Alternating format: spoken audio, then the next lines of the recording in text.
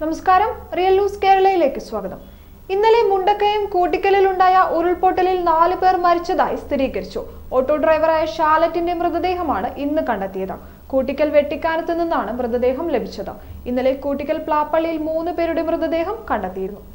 Cholathadam Koottickal village Plappally Kavali ഒറ്റലാങ്കലിലെ മാർട്ടിന്റെ ഭാര്യയും മക്കളും ഉൾപ്പെടെ 6 പേരാണ് ഉരുൾപൊട്ടലിൽ മരിച്ചതെന്നാണ് ഇന്നലെ പുറത്തുവരുന്ന വിവരം. മാർട്ടിൻ അമ്മ അന്നക്കുട്ടി, മാർട്ടിന്റെ ഭാര്യ സിനി, മക്കളായ സ്നേഹ, സോന, സാന്ദ്ര എന്നിവരാണ് ദുരന്തത്തിൽപ്പെട്ടത്. അപകടമുണ്ടാകുന്ന സമയത്ത് എല്ലാവരും വീട്ടിലുണ്ടായിരുന്നു. 3 കുട്ടികളും വിദ്യാർത്ഥികളാണ്. ഇവരിൽ 3 പേരുടെ മൃതദേഹമാണ് ഇന്നലെ കണ്ടെത്തിയത്. കൂട്ടിക്കലിലും കൊക്കയാറിലും തിരച്ചിൽ തുടരുകയാണ്. 2 ഇടങ്ങളിലായി 14 പേരെയാണ് ഇനി കണ്ടെത്താനുള്ളത്. നാവികസേന ഹെലികോപ്റ്ററുകൾ കൂട്ടിക്കലിലേക്ക് പോകും. ദുരന്ത മേഖലയിൽ കുടുങ്ങിക്കിടക്കുന്നവർക്ക് ഭക്ഷണപ്പൊതികൾ വിതരണം ചെയ്യും. തുടർന്ന് രക്ഷാപ്രവർത്തനത്തിൽ പങ്കാളികളാകും. കൊച്ചിയിൽ നിന്നും 8:30 2 ഹെലികോപ്റ്ററുകൾ പുറപ്പെടും. ഏന്തയാർ JJ മാർഫി സ്കൂൾ ഗ്രൗണ്ടിൽ ഹെലികോപ്റ്റർ ഇറക്കാനാണ് നിർദ്ദേശം. ഇടുക്കി, കോട്ടയം, പത്തനംതിട്ട ജില്ലകളിൽ പല ഭാഗത്തും മഴ ഇപ്പോഴും തുടരുകയാണ്. കോട്ടയം കുമളി KK റോഡിൽ ഗതാഗതം പുനഃസ്ഥാപിച്ചു. MC റോഡിലും ദേശീയപാതയിലും തടസ്സമില്ല. ഇടുക്കിയിൽ മലയോര മേഖലയിലേക്കുള്ള യാത്രാ നിയന്ത്രണം തുടരുന്നു. കോഴിക്കോട് ജില്ലയിൽ വീണ്ടും മഴ തുടങ്ങി. ശക്തമായ മഴയല്ല അനുഭവപ്പെടുന്നത്. തിരുവനന്തപുരം നെടുമങ്ങാട് മണ്ണിടിഞ്ഞു വീണ് തകർന്നു. പനയൂട്ടം സ്വദേശി പരമേശ്വര പിള്ളയുടെ വീടാണ് തകർന്നത്. News desk, real news Kerala. 1.5 വയസ്സുകാരി മകളെ പുഴയിൽ തള്ളിയിട്ട് കൊലപ്പെടുത്തിയ പിതാവ് കഴിഞ്ഞ ദിവസം പോലീസ് പിടിയിലായി. തലശ്ശേരി കോടതി ജീവനക്കാരനായ KP ഷിജുവിനെയാണ് പോലീസ് അറസ്റ്റ് ചെയ്തത്. 1.5 വയസ്സുകാരി അൻവിതയെയും അമ്മ സോനയെയും ഷിജു പുഴയിലേക്ക് തള്ളിയിടുകയായിരുന്നു. സോനയെ നാട്ടുകാർ രക്ഷിച്ചുവെങ്കിലും അൻവിത മരിച്ചു. മകളെയും ഭാര്യയെയും പുഴയിലേക്ക് തള്ളിയിട്ട ശേഷം ഇവിടെ നിന്നും ഓടിമറഞ്ഞ ഷിജുവിനെ മട്ടന്നൂരിൽ നിന്നാണ് കതിരൂർ പോലീസ് പിടികൂടിയത്. കോവിഡ് കാരണം പ്രവേശനം നിഷേധിക്കപ്പെട്ട ക്ഷേത്രക്കുളത്തിൽ ഷിജു ചാടിയത് ശ്രദ്ധയിൽപ്പെട്ടവരാണ് വിവരം പോലീസിനെ അറിയിച്ചത്. ആത്മഹത്യ ചെയ്യാനുള്ള ശ്രമമായിരുന്നു ഇതെന്നാണ് പോലീസ് പറയുന്നത്. നാട്ടുകാർ ഇട്ടുകൊടുത്ത തെങ്ങോലയിൽ പിടിച്ചാണ് ഷിജുവിനെ കരക്കെത്തിച്ചത്.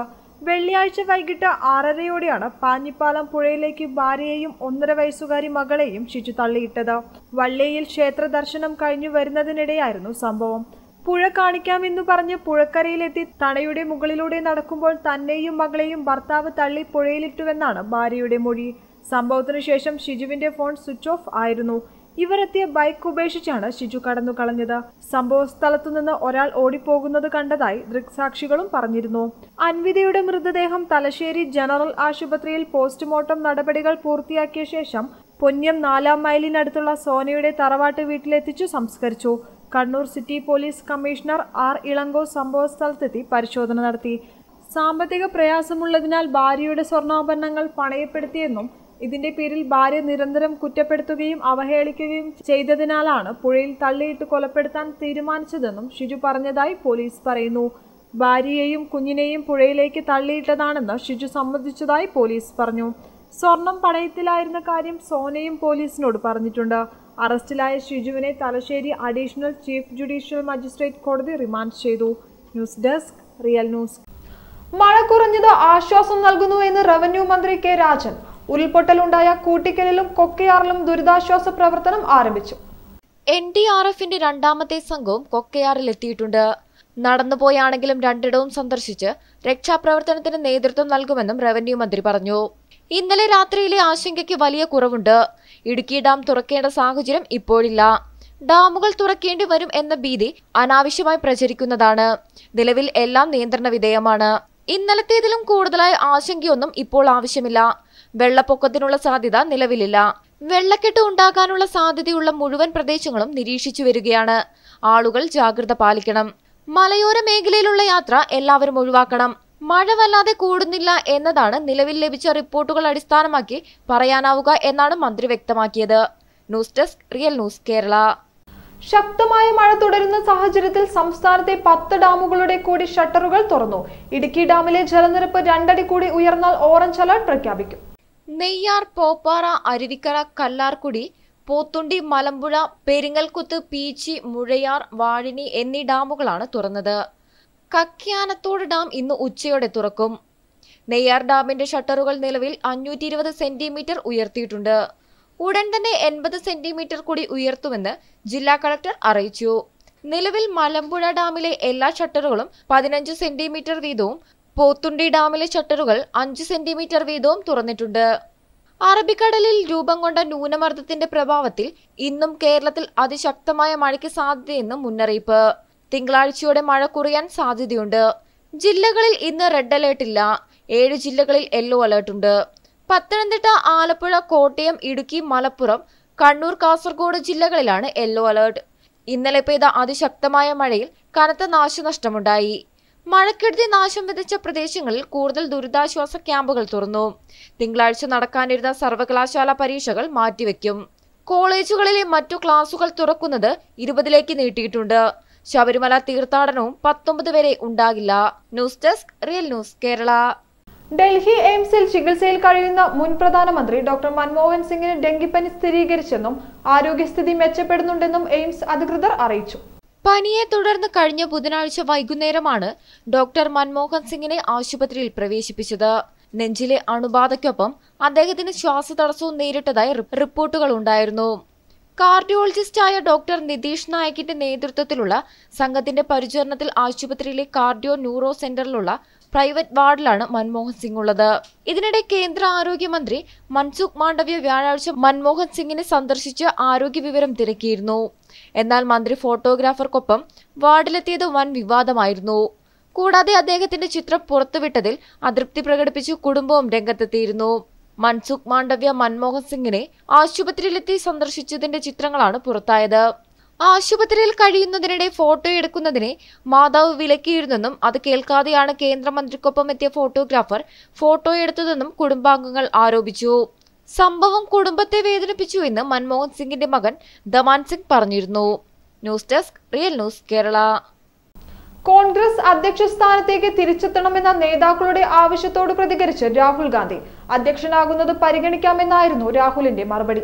മുതിർന്ന കോൺഗ്രസ് നേതാക്കളായ അശോക് ഗെഹ്ലോട്ട്, ശരൺജിത് സിംഗ്, AK ആന്റണി എന്നിവരാണ് രാഹുൽ ഗാന്ധിയോട് അധ്യക്ഷ പദവി ഏറ്റെടുക്കണമെന്ന് ആവശ്യപ്പെട്ടത്. നേരത്തെ കോൺഗ്രസ് അധ്യക്ഷ പദവിയിലേക്ക് ഗാന്ധി കുടുംബത്തിൽ നിന്നും ആരെയും പരിഗണിക്കരുതെന്നും പദവിയിലേക്ക് താനില്ലെന്നും രാഹുൽ ഗാന്ധി പ്രതികരിച്ചിരുന്നു. 2022 ആഗസ്റ്റിനും സെപ്റ്റംബർ 20നും ഇടയിലാകും പാർട്ടിയിലെ വിവിധ സ്ഥാനങ്ങളിലേക്കുള്ള തെരഞ്ഞെടുപ്പ്.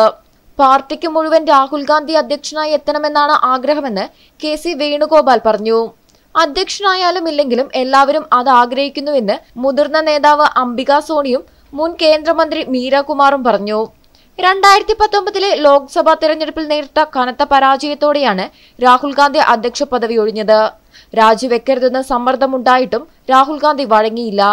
News desk, real news Kerala. Mumbai ലഹരി പാർട്ടി കേസിൽ അറസ്റ്റിലായ ആര്യൻ ഖാന്റെ ഏറ്റവും പുതിയ പ്രതികരണം പുറത്ത്. നർക്കോട്ടിക് കൺട്രോൾ ബ്യൂറോ അധികൃതരുടെ കൌൺസിലിംഗിനെ തുടർന്ന് തെറ്റായ വഴി ഉപേക്ഷിക്കുമെന്നും ഇനി പാവപ്പെട്ടവർക്ക് വേണ്ടി പ്രവർത്തിക്കുമെന്നും അന്തസ്സോടെ ജോലിയിൽ പ്രവേശിപ്പിച്ച് പിതാവിന് അഭിമാനമാകുമെന്നും ആര്യൻ ഖാൻ ഉറപ്പു നൽകി. NCB സോണൽ ഡയറക്ടർ ഉൾപ്പെടെയുള്ള ഉദ്യോഗസ്ഥർ ആര്യൻ ഉൾപ്പെടെയുള്ള അറസ്റ്റിലായ 7 പ്രതികൾക്കു വേണ്ടിയുള്ള കൌൺസിലിംഗിൽ പങ്കെടുത്തിരുന്നു. മുംബൈ തീരത്തെ ആഡംബര കപ്പലിൽ ലഹരി പാർട്ടിക്കിടെ കഴിഞ്ഞ 2-നാണ് ബോളിവുഡ് താരപുത്രനെ അറസ്റ്റ് ചെയ്തത്. ഇപ്പോൾ മുംബൈ ആർത്തർ റോഡിലെ ജയിലിൽ കഴിയുകയാണ് Aryan Khan. News desk, real news Kerala. കേരളത്തിൽ പച്ചക്കറികൾക്ക് തീവില. ബീൻസും തക്കാളിയും തൊട്ടാൽ കൈപൊള്ളും. തമിഴ്നാട്ടിൽ മഴ മൂലം തക്കാളി ചെടികൾ അഴുകി നശിച്ചു. പഴങ്ങൾ കൊഴിഞ്ഞുപോയി. ശേഷിച്ചവ പറിച്ചെടുക്കുകയാണ് കർഷകർ. എന്നാൽ തമിഴ്നാട്ടിലെ മൊത്ത വിതരണ ചന്തയിൽ മറ്റു പച്ചക്കറികൾക്ക് മുമ്പത്തേതിൽ നിന്ന് വില കാര്യമായി കൂടിയിട്ടില്ല. കേരളത്തിൽ തക്കാളിക്കും ബീൻസിനും കുത്തനെ വില ഉയരാൻ കാരണം തമിഴ്നാട്ടിൽ മഴ മൂലം കൃഷിനാശമുണ്ടായതാണ്. എന്നാൽ തമിഴ്നാട്ടിലെ മൊത്ത വിതരണ ചന്തയിൽ മറ്റു പച്ചക്കറികൾക്ക് മുമ്പത്തേതിൽ നിന്ന് വില കാര്യമായി കൂടിയിട്ടില്ല. സംസ്ഥാനത്ത് തക്കാളിക്ക് കഴിഞ്ഞ ഒരാഴ്ചക്കിടെ 3 ഇരട്ടിയാണ് വില വർദ്ധിച്ചത്. തിരുവനന്തപുരത്തെ മാർക്കറ്റിൽ കിലോയ്ക്ക് 60 രൂപ. തമിഴ്നാട്ടിലെ മഴ മൂലം തക്കാളിച്ചെടികൾ അഴുകി നശിക്കുകയാണ്. പഴങ്ങൾ കൊഴിഞ്ഞുപോയി. ശേഷിച്ചവ പറിച്ചെടുക്കുകയാണ് കർഷകർ. നഷ്ടക്കണക്കാണ് കർഷകർക്ക് പറയാനുള്ളത്. ബീൻസും അമരപ്പയറും മല്ലിയിലയും മഴയിൽ നശിച്ചു. ഇതോടെ കേരളത്തിലേക്ക് പച്ചക്കറി എത്തുന്ന ഗൂഡല്ലൂരിലെ മൊത്ത വിതരണ ചന്തയിൽ ഇവയുടെ വില കൂടി. 2 ആഴ്ചക്കിടെ തക്കാളിക്ക് കിലോയ്ക്ക് 10 രൂപ കൂടി 30 രൂപയായി. ബീൻസും 10 രൂപ കൂടി. മറ്റു പച്ചക്കറികൾക്ക് തമിഴ്നാട്ടിൽ 2 ആഴ്ചക്കിടെ വില കൂടിയിട്ടില്ല. ദിവസവും ഇന്ധനവില വർധന ഉയരുന്നുണ്ടെങ്കിലും 2 മാസം മുൻപ് കൂട്ടിയ ചരക്ക് കൂലിയാണ് ഇപ്പോഴും ലോറി ഉടമകൾ ഈടാക്കുന്നത്. News desk, real news Kerala. Bollywood നടി ശിൽപ ഷെട്ടിക്കും ഭർത്താവ് രാജ് കുന്ദ്രയ്ക്കുമെതിരെ പീഡനക്കേസ്. നടി ഷെർലിൻ ചോപ്രയാണ് കേസ് നൽകിയത്. ലൈംഗിക പീഡനം, മാനസിക പീഡനം, വഞ്ചന, ഭീഷണി എന്നിവ ആരോപിച്ചാണ് കേസ്. ജുഹു പോലീസ് സ്റ്റേഷനിൽ ഒക്ടോബർ 14-നാണ് കേസ് നൽകിയത്. കഴിഞ്ഞ ദിവസം നടത്തിയ വാർത്താ സമ്മേളനത്തിൽ ഷെർലിൻ തനിക്ക് നേരെയുണ്ടായ ഭീഷണിയെക്കുറിച്ച് വെളിപ്പെടുത്തിയിരുന്നു. ഏപ്രിൽ 14-നാണ് രാജ് കുന്ദ്രയ്ക്കെതിരെ ഷെർലിൻ ആദ്യമായി പോലീസിൽ പരാതി നൽകുന്നത്. എന്നാൽ തൊട്ടടുത്ത ദിവസം രാജ് കുന്ദ്ര ഷെർലിൻ താമസിക്കുന്ന വീട്ടിൽ അതിക്രമിച്ചു കടന്ന് താരത്തെ ഭീഷണിപ്പെടുത്തിയെന്ന് ഷെർലിൻ പറയുന്നു. കേസ് പിൻവലിക്കണമെന്ന് പറഞ്ഞായിരുന്നു ഭീഷണി. തുടർന്ന് ഏപ്രിൽ 20-ന് ഷെർലിൻ പരാതി പിൻവലിച്ചുവെന്നും താരം വെളിപ്പെടുത്തി. 2019 മാർച്ച് 27-ന് രാജ് കുന്ദ്ര തന്റെ വീട്ടിലെത്തി തന്നെ ലൈംഗികമായി പീഡിപ്പിച്ചുവെന്നും ഷെർലിൻ ചോപ്ര വെളിപ്പെടുത്തി. കുന്ദ്രയുടെ സമ്മർദ്ദത്തിന് വഴങ്ങി ഫോട്ടോഷൂട്ടുകൾ ചെയ്യേണ്ടി വന്നിട്ടുണ്ടെന്നും ഷെർലിൻ ആരോപിച്ചു. നീലചിത്ര നിർമ്മാണ കേസിൽ രാജ് കുന്ദ്രയ്ക്കെതിരെ അന്വേഷണം പുരോഗമിക്കുന്ന സാഹചര്യത്തിലാണ് ഷെർലിൻ ചോപ്രയുടെ ആരോപണം. അശ്ലീല ചിത്രങ്ങൾ നിർമ്മിക്കുകയും ആപ്പുകൾ വഴി പ്രസിദ്ധീകരിക്കുകയും ചെയ്ത കേസിൽ കുന്ദ്ര അറസ്റ്റിലായിരുന്നു. പോലീസ് ക്രൈംബ്രാഞ്ചാണ് രാജ് കുന്ദ്രയെ അറസ്റ്റ് ചെയ്തത്. രാജ് കുന്ദ്രയ്ക്കെതിരെ മതിയായ തെളിവുകൾ ലഭിച്ചതായി മുംബൈ പോലീസ് കമ്മീഷണർ അറിയിച്ചു. രാജസ്ഥാൻ റോയൽസ് ടീമിന്റെ ഉടമസ്ഥാവകാശവും IPL വാതുവെപ്പുമായി ബന്ധപ്പെട്ട് രാജ് കുന്ദ്ര നേരത്തെ വിവാദത്തിൽ അകപ്പെട്ടിരുന്നു. അതേസമയം തനിക്കെതിരായ കേസ് കെട്ടിച്ചമച്ചതാണെന്ന് രാജ് കുന്ദ്ര പറയുന്നു. News desk, real news Kerala. RT-PCR ഉണ്ടെങ്കിലും മുത്തങ്ങ അതിർത്തി കടക്കാൻ കർണാടക ഉദ്യോഗസ്ഥർക്ക് കൈക്കൂലി നൽകണമെന്ന് കർഷകർ. കൈക്കൂലി കൊടുത്തില്ലെങ്കിൽ കേസെടുക്കുമെന്നാണ് ഭീഷണി. ഉദ്യോഗസ്ഥരുടെ കൊള്ളയ്ക്ക് അവസരമൊരുക്കുന്ന കർണാടകയുടെ നിയന്ത്രണങ്ങൾ പിൻവലിക്കണമെന്നാവശ്യപ്പെട്ട് ഹൈക്കോടതിയെ സമീപിക്കാൻ ഒരുങ്ങുകയാണ് അതിർത്തി ഗ്രാമങ്ങളിലെ കർഷകർ. മുത്തങ്ങ അതിർത്തിയിൽ RT-PCRനെ മറയാക്കി കർണാടക ഉദ്യോഗസ്ഥർ കൈക്കൂലി വാങ്ങുന്ന കാര്യം പുറത്തുകൊണ്ടുവന്നതിന് പിന്നാലെയാണ് പരാതിയുമായി കർഷകരും രംഗത്തെത്തിയത്. RT-PCR സർട്ടിഫിക്കറ്റ് കയ്യിൽ കരുതിയാലും രക്ഷയില്ലെന്നാണ് കർഷകർ പറയുന്നത്. കർണാടകയിലേക്ക് ചരക്കുമായി പോകുന്ന വാഹനങ്ങൾ തടഞ്ഞു നിർത്തി കൈക്കൂലി ചോദിച്ചു വാങ്ങുന്നുവെന്നാണ് പരാതി. അനുസരിച്ചില്ലെങ്കിൽ ഉദ്യോഗസ്ഥരുടെ സ്വരം മാറും. മൈസൂർ ജില്ലയിലെ ചുമതല വഹിക്കുന്ന കർണാടക സഹകരണ മന്ത്രി ST സോമശേഖരനെ നേരിൽ കണ്ട് അതിർത്തി ഗ്രാമങ്ങളിലെ കർഷകർ പരാതി അറിയിച്ചിട്ടുണ്ട്. കേരളത്തിൽ രോഗവ്യാപനം കുറഞ്ഞിട്ടും കർണാടക കടുത്ത നിയന്ത്രണങ്ങൾ പിൻവലിക്കാത്തതാണ് കൈക്കൂലിക്ക് അവസരമൊരുങ്ങുന്നതെന്നാണ് പരാതി. News desk, real news Kerala. കൽക്കരി ക്ഷാമം രൂക്ഷമായതോടെ വ്യവസായ മേഖലയ്ക്കുള്ള ഓൺലൈൻ ലേലം നിർത്തിവെച്ച് കോൾ ഇന്ത്യ. താപവൈദ്യുത മേഖലയ്ക്ക് കൽക്കരി വിതരണം ഉറപ്പാക്കുന്നതിനു വേണ്ടിയാണ് നടപടി. ഇതോടെ വ്യവസായ മേഖലയുടെ പ്രവർത്തനം പ്രതിസന്ധിയിലായി. വരാനിരിക്കുന്നത് വൻ സാമ്പത്തിക തകർച്ചയെന്ന് കമ്പനികൾ. 2 മണിക്കൂറിലധികം വൈദ്യുതി വിതരണം നിർത്തിവെക്കുന്നത് കമ്പനികൾക്ക് കനത്ത സാമ്പത്തിക നഷ്ടത്തിന് ഇടയാകുമെന്ന് അലുമിനിയം അസോസിയേഷൻ ഓഫ് ഇന്ത്യ വ്യക്തമാക്കുന്നു. ഉൽപാദന ചെലവിന്റെ 40% കൽക്കരിക്ക് വേണ്ടി വിനിയോഗിക്കേണ്ടി വരുന്ന അവസ്ഥയാണ് ഇപ്പോഴൊന്നും. ഇത് പ്രതിസന്ധി കൂട്ടുമെന്നും കമ്പനികൾ ചൂണ്ടിക്കാട്ടുന്നു. അതേസമയം കൽക്കരി ക്ഷാമത്തെ തുടർന്നുള്ള വൈദ്യുതി പ്രതിസന്ധി രാജ്യത്ത് കൂടുതൽ സങ്കീർണമാവുകയാണ്. പഞ്ചാബ്, മഹാരാഷ്ട്ര, അസം, ഗുജറാത്ത്, ആന്ധ്ര, തെലങ്കാന, തമിഴ്നാട്, ഡൽഹി, ഒഡീഷ, രാജസ്ഥാൻ എന്നിവിടങ്ങളിൽ വൈദ്യുതി ക്ഷാമം രൂക്ഷമാണ്. കൂടുതൽ സംസ്ഥാനങ്ങളിൽ ലോഡ് ഷെഡിംഗ് അനിവാര്യമായി. ആഭ്യന്തരമന്ത്രി അമിത്ഷാ ഊർജ്ജ കൽക്കരി മന്ത്രിമാരുടെ അടിയന്തര യോഗം വിളിച്ചു. പഞ്ചാബിൽ 4 മണിക്കൂർ ലോഡ് ഷെഡിംഗ് തുടരുകയാണ്. ജാർഖണ്ഡിൽ 24% വരെ വൈദ്യുതി ക്ഷാമം ഉണ്ട്. രാജസ്ഥാനിൽ 17%, ബീഹാറിൽ 6%മാണ് ക്ഷാമം. കൽക്കരി കിട്ടാതെ മഹാരാഷ്ട്രയിൽ 13 താപനിലയം അടച്ചു. വൈദ്യുതി ഉപയോഗം കുറയ്ക്കാൻ ജനങ്ങളോട് അഭ്യർത്ഥിച്ച് സംസ്ഥാന സർക്കാരുകൾ രംഗത്തെത്തി. ഡൽഹി, മഹാരാഷ്ട്ര, തമിഴ്നാട് സംസ്ഥാനങ്ങൾ ജനങ്ങളോടുള്ള അഭ്യർത്ഥന പുറപ്പെടുവിച്ചു.